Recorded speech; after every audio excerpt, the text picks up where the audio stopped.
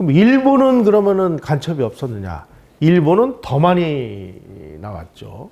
이소바야시 신조라는 그 대위가 있습니다. 이 사람은 이모군란 때 주민들에게 맞아 죽습니다. 이 사람이 조선에 파견이 됐는데 이 사람이 정체가 나중에 알고 보니까 일본 간첩대 소속이었어요. 그 당시에 일본은 이제 머지않아 이 청나라하고 전쟁이나 러일 전쟁을 벌여야 될지 모르는데 전쟁을 벌이려면 한반도가 전장이 될 것이다. 그러니까 한반도에 대한 군사지도가 필요하다. 그래서 군사지도를 만드는 훈련을 받은 이 간첩대들을 조선에다가 막 대거 파견을 합니다. 그 간첩대를 지휘한 사람이 바로 이소바야시 신조라는 사람이었는데 고종이 일본 사람 중에서 가장 신임한 사람이 이소바야시 신조 대위였다라고 실록에 나와요. 특히 이 양반이 고종이 무슨 일인지 나 이거 혹시 뭐 이모군란이나 갑신정변이나 이런 일이 벌어지면 내가 또 이 남병들한테 무슨 해코지를 당할지 모르니까 이런 일이 벌어지면 나 일본 공사관으로 피신할 테니까 나 좀 도와줘. 일관파천을 하려고 그랬어요. 일관파천을. 혹시 대원군이 귀국해서 왕비의 생명이 위태롭게 되면 당신의 관사로 피난을 갈 테니까 나 좀 도와달라. 그러니까 이소바야시 신조가 일본 정부에다 보고를 해요. 그러니까 그렇도록 해라. 이런 일이 벌어진 것입니다. 바로 이 사람이 고종과 민비의 도움을 받아가지고 조선 내지를 여러 차례 여행을 합니다. 특히 이때 여행을 할 때는 조선 정부가 내주는 그 표찰이 있습니다. 그 표찰을 가지고 가면 내가 뭐 돈이 필요하거나 숙소가 필요하거나 그럴 때 그 지방의 관아에 찾아가서 그 표찰을 내보여주면은 이 사람이 해달라는 대로 모든 것을 다 돈을 달라고 그러면 돈을 줘야 되고 숙소를 내달라고 그러면 숙소를 마련해 줘야 되고 말을 내달라고 그러면 말을 내줘야 되는 이런 상황이었어요. 근데 이 사람은 왜 이렇게 지방을 수차 여행했느냐? 군사 지도를 작성하기 위해서였습니다. 일본은 강화도 조약을 체결한 다음 해인 1877년부터 청일전쟁, 러일전쟁에 대비해서 극비리의 조선 관련 군사 지도를 제작을 합니다. 이걸 위해서 아주 특수한 훈련을 받은 일본 육사 출신의 엘리트 장교로 아주 특수훈련을 받은 사람들을 위주로 간첩대를 조직을 해서 그 간첩대 소속의 6명을 조선에 파견해요. 바로 이 조선 군사용 지도 제작의 1등 공신이 이소바야시 신조 대위였습니다. 이런 지도가 청일전쟁이 시작되기 이전에 아주 상세한 이 조선의 아주 지방, 지역 이런 지도가 다 완성이 돼요. 그래가지고 일본군이 청일전쟁에서 작전을 할 때 이 이소바야시 신조 대위가 만든 이 지도가 아주 결정적인 역할을 했다라는 것이 사료로 남아 있습니다. 지금 제가 사료를 통해서 찾아낸 간첩들만 이 정도니까요. 이름이 안 나오는 간첩들은 얼마나 많겠습니까? 나중에 고종이 헤이금 일사를 파견을 하는데요. 헤이금 일사를 파견을 할 때 몇 월 며칠 날 누구를 통해서 어떻게 해서 누구에게 명령을 내려서 어떻게 떠났고 뭐 하는 내용을 일본은 상세히 다 파악을 하고 있었습니다. 그때 그 사람들이 뭐라고 써놨느냐? 궁중 곳곳에 침투해 있는 우리 정부원으로부터 우리는 상세한 정보를 얻어서 헤이그 밀사가 도착하기 이전부터 며칠쯤에 도착한다는 사실까지도 다 알고 있었다. 이렇게 기록을 남기고 있습니다. 고종이 이 일본이 감시하고 있는 이 경복궁을 탈출해 가지고 다른 데로 도망가려고 하는 이 춘생문 사건이 일어난 적이 있습니다. 춘생문 사건도 누가 뒤에서 배후 조종을 했느냐? 아까 말씀드린 손탁이 했습니다. 아관파천도 누가 비밀리에 기획을 하고 연락책을 했느냐? 손탁이 했습니다. 실제로 이제 아관파천에서 이 고종이 탈출을 해서 러시아 공사관으로 도망을 가죠. 도망가서 372일간 러시아 공사관에 있을 때 손탁이 서양 요리하고 커피로 고종의 수라상을 차려서 매일 아침, 점심, 저녁을 손탁이 해주는 밥을 먹었는데 너무나 행복했다. 이렇게 나와요. 아만 8천 내내 고종을 위해서 헌신한 손탁. 뭐 이 사람이 외교가에서 아주 막강한 실력자로 부상을 해요. 그래서 조선에서 외국인들이 사업을 하려면 반드시 손탁을 만나야 된다. 그래야 이권을 손쉽게 얻을 수 있다. 이런 기록들이 이제 나오기 시작을 합니다. 그래서 손탁을 러일 전쟁 발발 때까지 국왕전속 조리인으로 삼아가지고 주한 이탈리아 초경사 까를로 로제티라는 사람이 프랑스 요리에 푹 빠져있던 고종의 모습을 이렇게 기록을 해놨어요. 이 로제티라는 사람도 그 조선에 근무하면서 자기의 경험담을 책을 남겼습니다. 거기 이렇게 나와 있어요.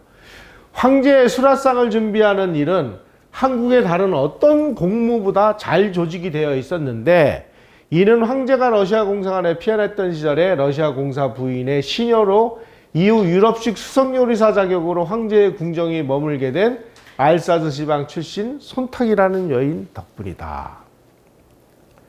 다시 말씀드리면 대한제국이라는 이 정부에서 가장 그나마 정부다운 정부 기능을 수행하는 것은 요리하는 부서뿐이었다라는 뜻입니다. 그런데 뭐 황제 고종의 오찬을 제행해 보는 뭐 쿠킹 클래스가 뭐 황제 식탁이 어쩌고 저쩌고 이걸 또 무슨 전시회를 하고 이래요. 참 이런 걸 진짜 이렇게 전시회를 해도 되는 건지. 여기는 그래도 뭐 한식을 갖다 놨네요. 한식을.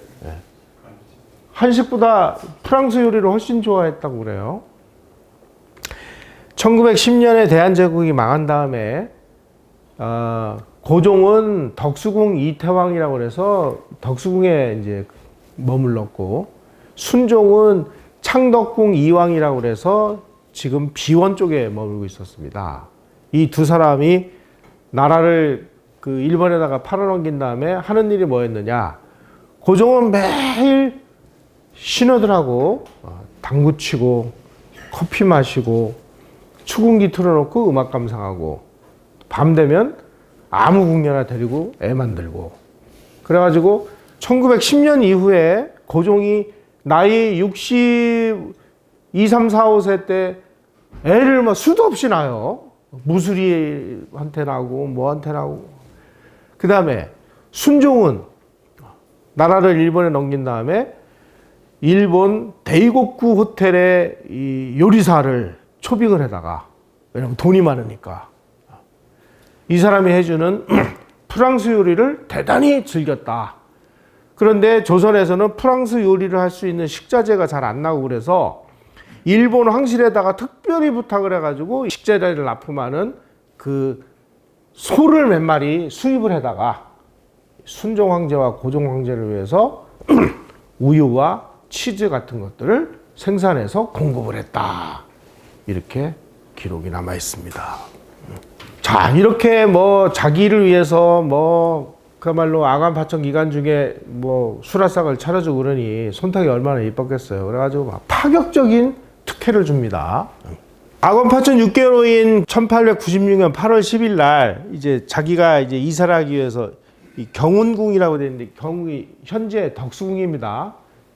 아니 지금 경복궁이라는 그 궁궐이 있는데도 불구하고 궁궐을 또 새로 져요. 그 경운궁을 수리 확충하는 공사에 손탁에게 조경 사업권을 맡겨요. 가지고 조경을 해가지고 손탁이 또 떼돈을 벌어요. 그 다음에 고종이 이제 자기에게 아간 파천 기간 중 그렇게 열심히 이제 밥을 해줬으니까 그 보답을 위해서 정동 29번지 대지 1184평을 하사해가지고 비자금을 보내가지고 벽돌로 된 양관을 지었다. 이게 이제 오리지널 손탁 호텔이 됩니다. 손탁에게 거저줘요. 1898년 3월 16일자 양관 하사 증서에는 이렇게 되어 있습니다. 황성의 정동 러시아 공사관 대문 왼편에 황실 소유 벽돌 건물 한 채, 방 5개 있음. 이것을 독일 처녀 손탁에게 상사하여 그녀의 노고를 취하는 바이다. 이에 그 뜻을 받들어 국내부는 독일 처녀 손탁량에게 이 양관을 주노라. 손탁은 이 고종에게서 하사받은 이 건물을 서구풍으로 장식해서 호텔로 개조해가지고 여기를 국빈 전용 영빈관으로 활용해가지고 조선에 오는, 조선 정부의 초청을 받아가지고 오는 사람들을 여기에 묵게 해가지고 여기서 또 호텔업으로 또 돈을 벌어요. 가지고 이 손탁의 재산이 어마어마한 재산을 법니다. 손탁 호텔 경영권을 넘겨줬다는 건 뭐냐면 조선 왕실이 초빙해 오는 사람들을 여기다가 손님을 몰아줬다는 뜻입니다. 이랬으니 조선에 있는 모든 1급 기밀 정보는 전부 러시아에게 줄줄줄줄 다 새나갔다는 뜻이겠죠.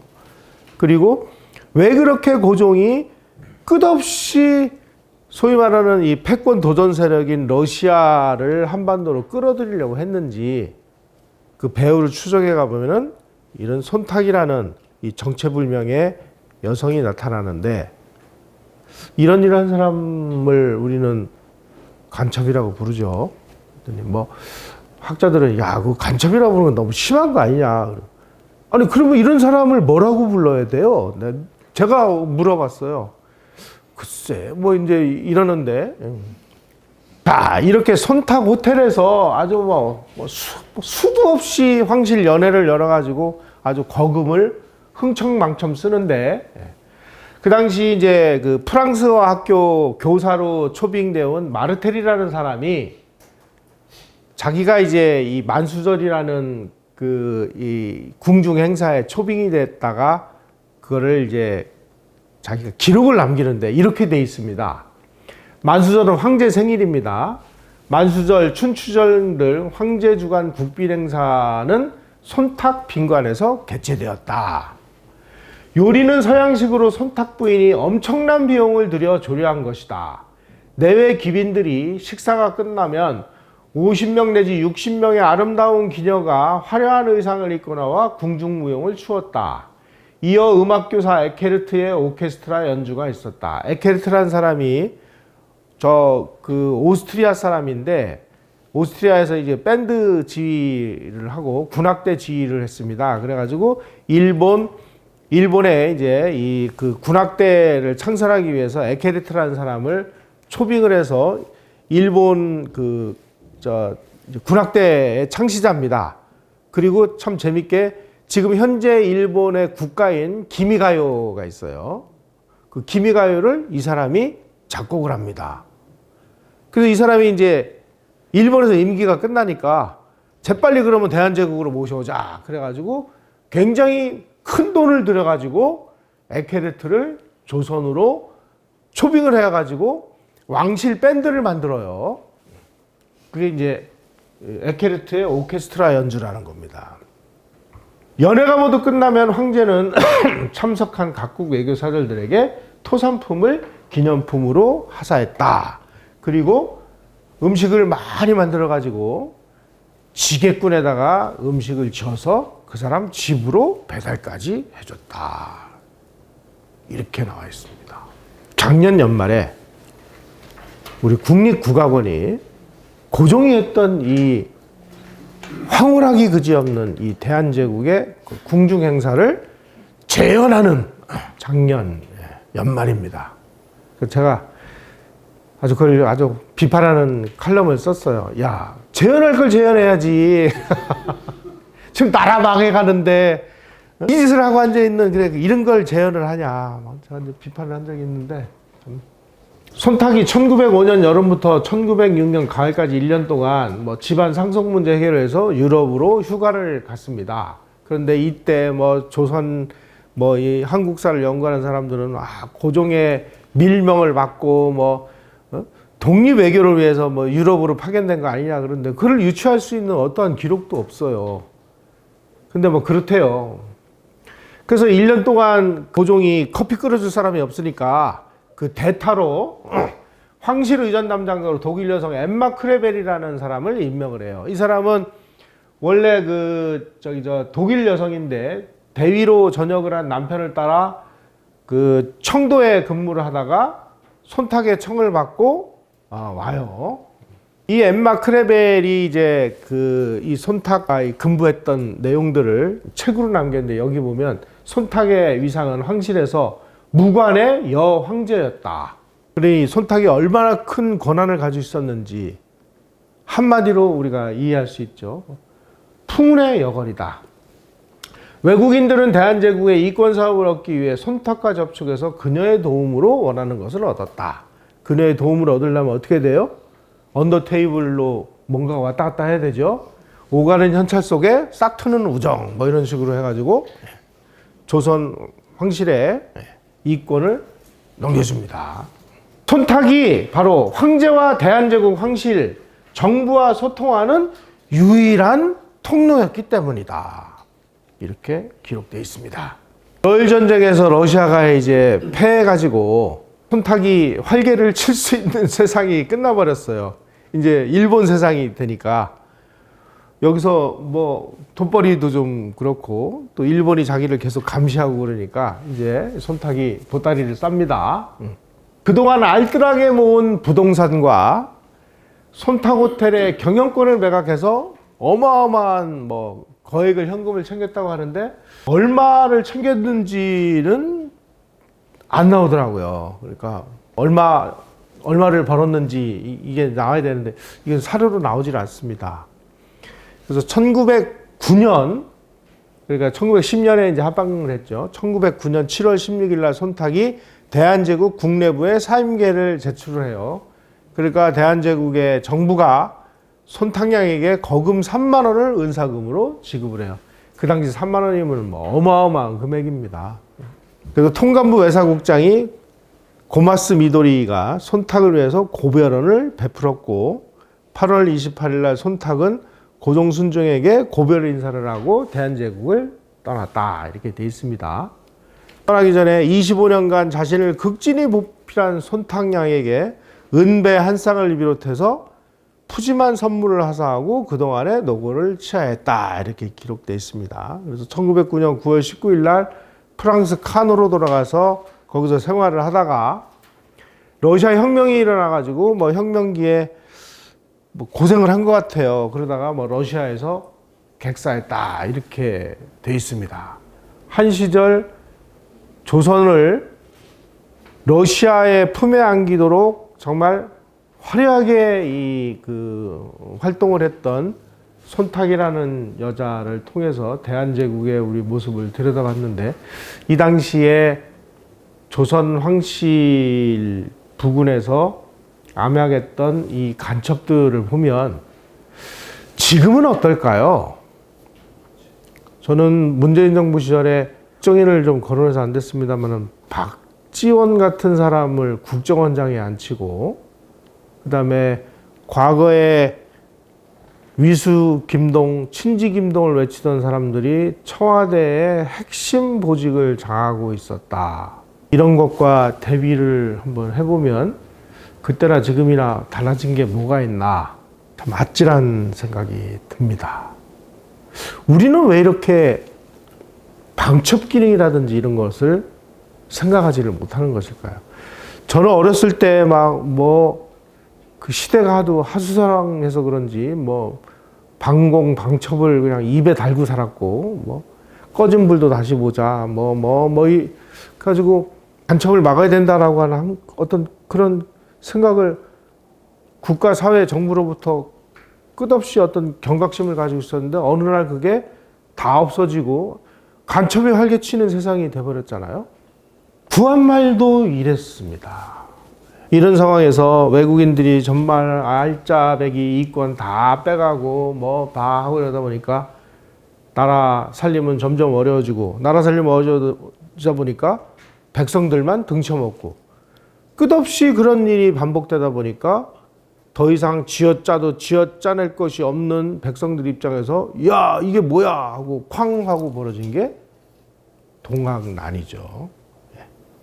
그래서 이제 다음 시간에 이제 동학난으로 향하는 이런 이야기들을 정리해서 말씀드리도록 하겠습니다. 고맙습니다.